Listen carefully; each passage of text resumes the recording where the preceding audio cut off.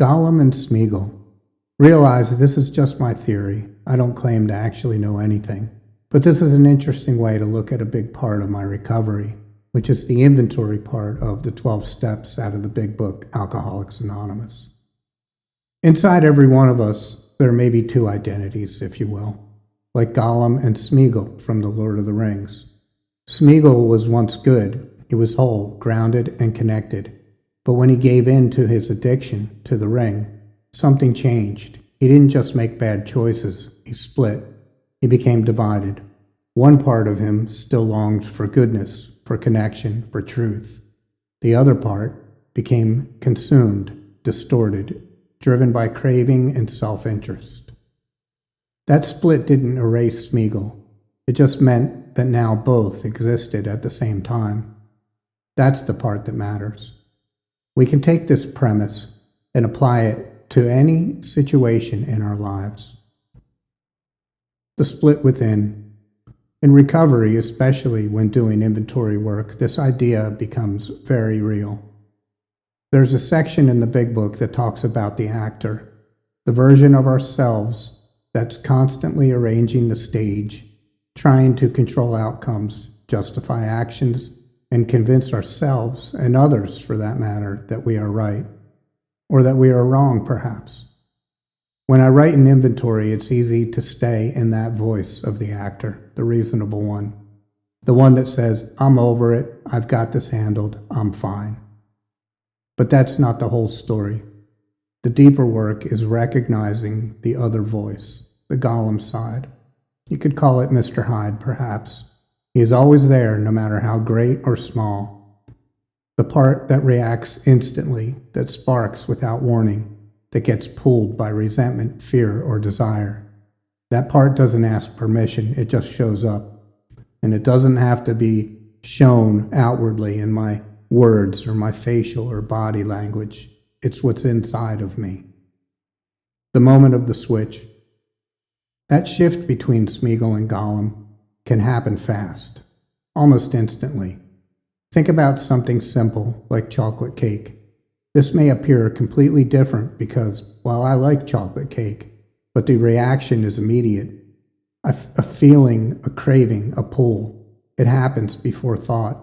That's how quickly the internal switch can flip. It's not just psychological. It's physical. Biochemical, perhaps. There's an energy to it. Call it emotional energy, mental patterns, or even something broader, like the quantum field. We're all connected through it. Whatever the explanation, the experience is the same. Something moves through us and we respond. When I take inventory, I can't just document from the version of myself I am trying to portray. I have to include the whole picture. It's not always easy to do. It goes against my grain. But it is where I learn things. That means acknowledging both sides. The part that wants to do right, Smeagol, and the part that pulls me off track, Gollum, or Mr. Hyde. I can't be judging it. I don't pretend that one cancels out the other. I just want to see it more clearly. Because the truth is, the bad side doesn't disappear. It doesn't get erased through willpower or time. It remains part of the system. My defects are part of my character. Everyone has this duality, but it is not always easy to see. The difference is in how wide that swing is, how far someone moves between their extremes, and how intense those shifts become. And it is not just individual. When people come together, the dynamic changes. 2 people create a new energy. 3 people create something even more complex. Groups will amplify whatever is present. But awareness changes everything. When people become aware of their own patterns, of how this energy moves, they can start to influence it. Not perfectly, not constantly, but intentionally. And when that happens, something else shows up. A sense of alignment. Peace. Not because the Gollum side disappears, but because it's no longer running the show. It's no longer stagnant and hung up in one area. The 2 wolves, There's an old story about a grandfather speaking to his grandson. He says, inside every person are two wolves locked in a life and death struggle. One represents anger, fear, greed, and resentment. The other represents peace, love, humility, and truth. The grandson asks, which one wins? The grandfather answers, the one you feed. That idea is the same idea of what I'm trying to describe. We don't get to eliminate Gollum. We don't get to erase that part of ourselves. But we can choose what to strengthen. We can choose what to build. Once the split happens, once I've seen it, I don't get to forget it either. That awareness stays with me. It is best to not ignore it. It only gets worse when we do.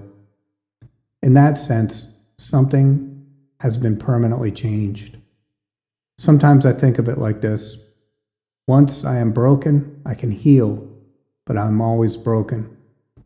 But that doesn't mean that we're doomed to live in the cave. Gollum may always be there, but he doesn't have to lead the show. That energy doesn't need to be in the decision process of what the next move is in any progress. But it is hard to see sometimes, so I need to put it on paper, and I need to talk with somebody else about it with these things in mind. That's the work, and that's the freedom.